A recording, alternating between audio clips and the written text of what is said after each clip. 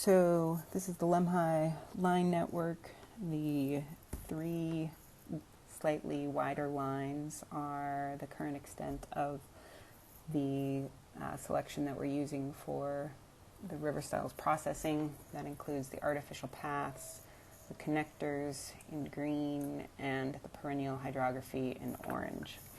This is the first example where the canals and ditches are doing the actual connection of the perennial stream with the Lemhi. And in this case, there are flows heading in the left and right direction based on field crew input, but we don't always know which way the water would be traveling from the perennial stream down to the main stem.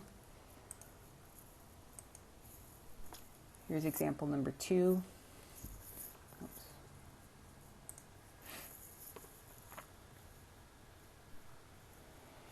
There again we have a perennial stream that's coming in, and a section is connected by the canal to the other perennial section.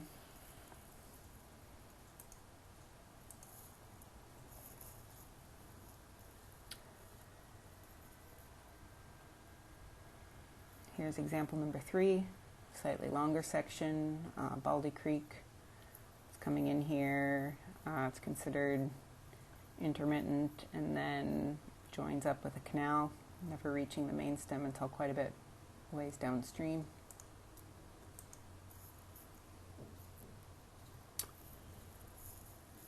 This is a slightly different example where we have a perennial network that is not actually connected to the Lemhi with a line at all.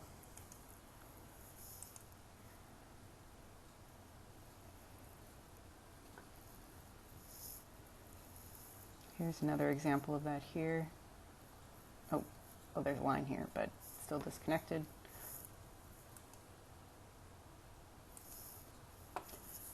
This is a slightly different scenario. This is actually a combination of incorrect line work as well as overextension of the perennial network.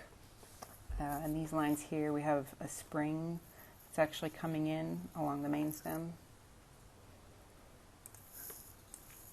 And then the main stem is a separate channel over here. In this case, it's useful to either look at the imagery and find the channels, and also use the 1 to 100K to identify which channel is probably the main channel. So this is the main channel here. This is the springs that are coming in. The rest of these lines are actually canals.